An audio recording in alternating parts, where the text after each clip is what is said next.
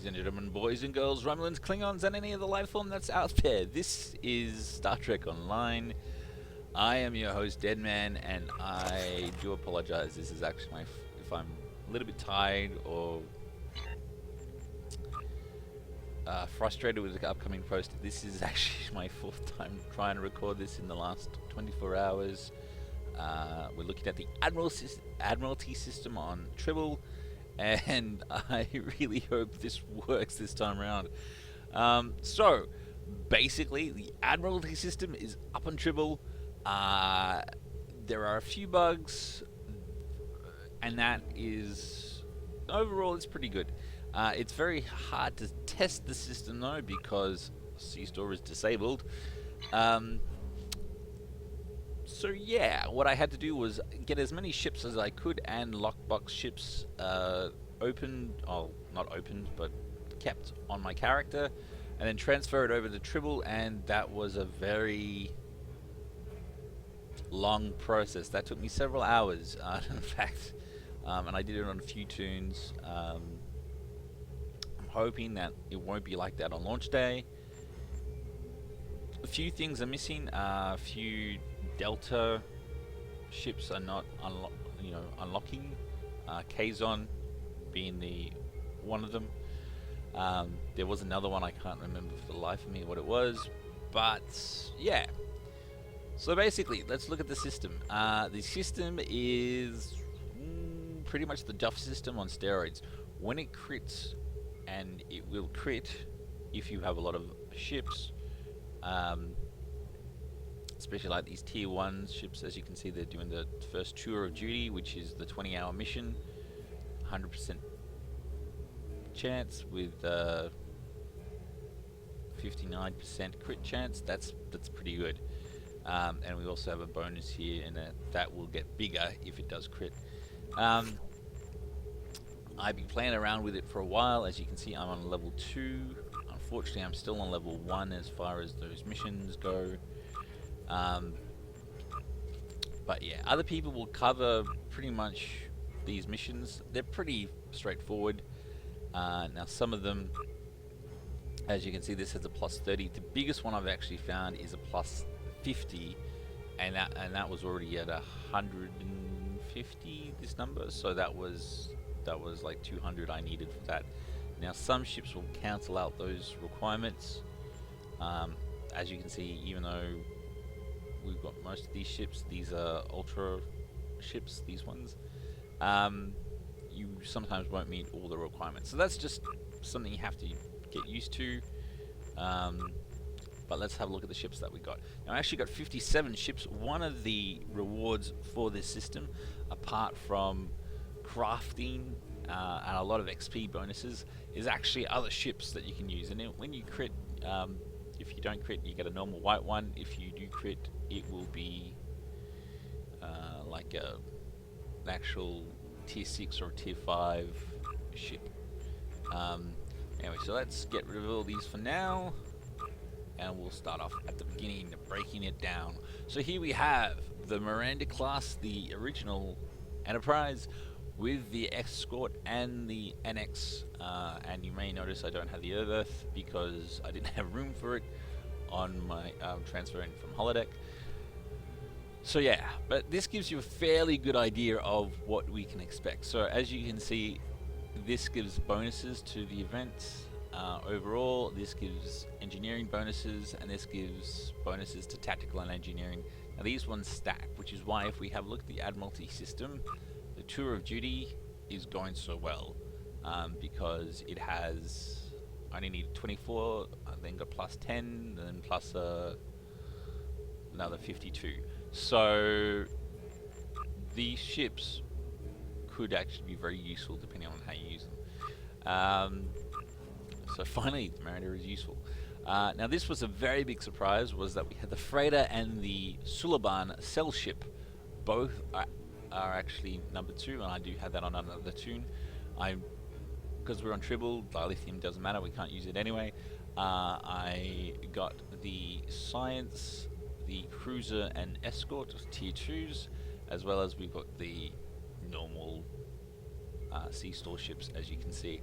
Now these ones will actually add engineering and science and tactical if you have one of the other two ships. These ones don't, but if you do the numbers, these ones then come close to the sea store ships. Not on the other stats, but at least in those areas that matter. These ones, however, give bonuses. Now that will change as we go up in the tiers. Next we have the heavy escorts in the tier 3. We have the research science ship there, I guess you would say the Pesto version, and the heavy escort, as well as the Excelsior and the heavy escort refit. Now, here's when we start to get interesting. So there's also the Stargazer one, Constitution, no, it's the other one, Constellation, whichever one it is. They both ignore the tact or the engineering in the case of the Constellation for the events, which means that sometimes you'll have events which are plus 30 or plus 50. They don't count anymore. It does mean that some of them you might not meet the requirements for actually become passable in that case. So it's definitely a good idea to keep those in mind. Then we go to tier 4. We have our Galaxy, our Intrepid, and Defiant, and as you can see, again they get a plus bonus when you put these three together, basically, or any other ships that are tactical, science, or engineering. Sea store versions again get the bonus. Nothing really different there. Tier 5 now. When we hit tier 5, a lot of things happen. Right, so we have the Sovereign here. As you can see, it gets a tactical bonus with other tactical ships. We have the Star Cruisers and these other tier 5 versions. These are all white ones, they're just the normal ones. They all just get a bonus. The Obelisk Carrier. Now I really hope that a lot of people didn't throw these ones away, because they're a bit of a gimmick. We opened them for a while, and then I know I was guilty of this. We dismissed it because we're like, there's an tier 5 version. I'm never going to use the ship anyway. But this bonus is quite good, and it's coming quite handy, this ship. So yeah, same with the Support Cruiser Retrofit, which is the Enterprise C tier 5 version.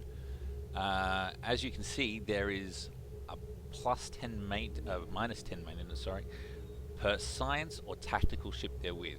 So that means it's a minus 20 if you have two other ships which are science or tactical.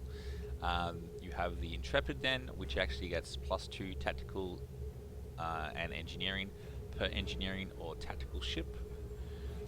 The Dyson ship again ignores science for the event, which is going to come in very handy. Now we have the first tier, the 1,000-day ship reward.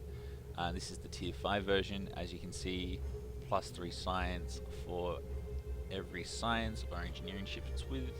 And then we have the 3 Odysseys. Now these ships, all the 3 ship packs, whether they, as you can see, the Vesta there, or the Scimitar, or the we're already on the Odyssey, but any 3-pack ship, they get pretty high stats in whatever it is, and then if they're by themselves, they get a plus 20. So these ships can solo a lot of things. In fact, sometimes they'll do better in solos than other ships. As you can see, the Vesta is the same depending on which one you use. Here we have the Jim'Hadar Dreadnought, the Breen, again just normal bonuses. The other Breen one, the Jim'Hadar attack ship, and the heavy escort, as well as the Tal Shiar. Now the Tal Shiar is very interesting because unlike the other one where it gets plus 20 for one stat, this one gets 10 across the board. So Tal Shiar can definitely solo it again. Now we're going to go to the final one, which is tier 6. And we have all these ships from the Delta pack. Now, here's where we get interesting. Now, I did say that I had 57 ships. It does say 58 because this one's actually a reward. This is one that it crit on, and I got a one-time use of this heavy destroyer. Now, I don't know if that still means it needs to be in maintenance. I don't see why that would be the case, because if it's a one-time use, then you're never going to use it again. Why does it need to be in maintenance? But I have two of these things, so that's very helpful. As you can see, 25% maintenance per science ship, so that can be minus 50 if you put it with a lot of science ships. You have the battle cruisers, the command battle cruisers here, again plus 20, and the Kabali, Breen, and Ferengi ships. Now these ships work really well together. I do like putting these ships when it comes to a lot of high stats. I just put them all three, and they cool each other down, because you know each one is a different type of ship, and they all cool each other. So that's the ships. Now the maintenance time, as you can see, we're here in tier 6. That is 1 day and 12 hours. That's a long time for maintenance. So these ships with their cooldown, or you know, the tier 6 destroyers, are going to come in very handy with that big chunk taken out. If we go backwards, tier 5 are 20 hours, tier 4 is 10 hours. You get the general gist, they're just doubling. Tier 3 is 4 hours, and then we've got tier 2, which is like an hour, and tier 1 is 10 minutes. So yeah, in a lot of ways your tier 1s are probably the most valuable, because in the 30 minutes or the 40 minutes that when you are running these missions, they're going to be available a little bit later, whereas the other ones you're going to be waiting days for, which is why sometimes getting them to solo stuff is really good, especially if they meet all the requirements and give you a bit of a crit chance, because rather than having a whole bunch of them out, you're going to only have one of them out. Just trying to think, is there anything else I haven't covered? No, I think that's pretty much it. Now at the moment, the maintenance time on Tribble doesn't really work. Once you change maps, it will go. So I've just been, hammering this as much as I can. Almost at tier 3. These progression ones will open as you go up in tiers. Yeah, overall it's pretty good. The drawbacks I can see is, for anyone who hasn't bought a lot of ships, this is definitely going to be a problem. Now, a lot of other people express concerns about Romulans not having the same amount of ships as well. I don't see that to be as much as a problem, because they can still use their allied ships. And let's face it, like a lot of people have Federation ships unlocked, and they're usually allied with their Romulans. Klingons, however, I think are going to struggle a lot with this, and I have been struggling with my Klingon character on Tribble with this, because I just don't have as many ships access to, mainly because the sea store is disabled. But yeah, look, I'll show you just some of the Romulan tier ships now. I don't want to make this too long, but I just want you guys to see as many ships as possible. And then you can pause the frame or do whatever you want to it and see the stats. That's something you're interested in.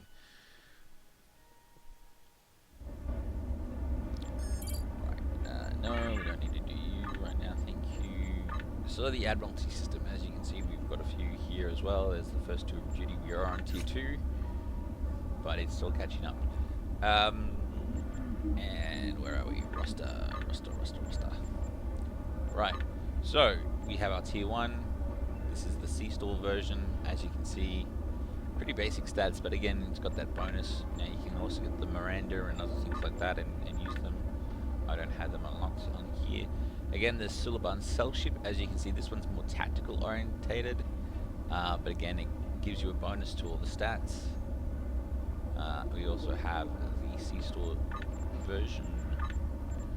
We then have the Mugai Heavy Warbird. This is just the normal common one, and the allied ones. Now, this one was not on the other Federation character. As you can see, it ignores engineering for the event. The Heavy Cruiser Refit. The Valdor gets a +3 for science, +3 engineering and science per tactical ship, which is pretty impressive. When we go to the tier 4, we have the tactical escort, which again I didn't have on my other ship, but it follows the same vein as these ones, so having these 3 is a definite synergy. And then you have an engineering bonus if you have the Deredex STO version. I don't know how to say those Romulan names. Then we have the Deredex itself. When we go to tier 5, I don't know how to say these ones, but the Advanced Warbird, again the Dyson one, again ignoring events. The Tactical Carrier, again minus maintenance. And the tier 5 version of the 1000-day ships, and this keeps going on and on until we get to the Scimitars and the Fleet Mugai, as you can see. And again, these ones just have a +20 depending on their class. You will then go down to tier 6, and we have the Delta ship packs. And again, you see I have this +1. That is a one-time use ship reward, which I got on a crit. And we have the command stuff. So look, overall the system's pretty good. There isn't that many bugs. Like I said, the only bugs I've found is that not all ships are recognizable yet. They don't always get a card when you unlock them. The rewards are pretty good, especially when they crit, and it is pretty easy to crit on the low level missions. Overall, it's a pretty damn good system. Some of the requirements are insane though, and if they are insane, as long as you've got these pass tokens, you'll be okay. So that's my thought. I hope you guys have a wonderful day. Guys, please subscribe. I do hope to be back more, like I said, or may not have said in this video, I may have said it on the others. I did have a personal crisis. Unfortunately, some tragic stuff happened in my family. But I do hope to be back on a regular basis. At the moment, I am working on a few other ship reviews. I was lucky enough to get the Krenim temporal vessel, and I'm hoping to do a review on those ships very, very soon and be back on a regular basis. And for those who've been very supportive in my fleet, again, I'm on Tribble, so I can't show you, but I'm going to give them a plug. That would be the Admiralty Alliance. Thanks, guys, especially the fleet admirals there. Joe, Anton, and Snow. You guys all have been very, very helpful during this time, and I know that we're on the other side of the world. I am obviously in Australia, but I do appreciate your support for that. So look, guys, comment, subscribe, have a look, take pictures. Hopefully that will be helpful to some of you. As you can see, here we go, Faction Pacific Colony. So these guys are award just colonists. You'll get a lot of things in boxes and stuff. Crafting stuff like rewards with this is amazing. So look, comment, subscribe, and I hope to see you guys soon. Bye.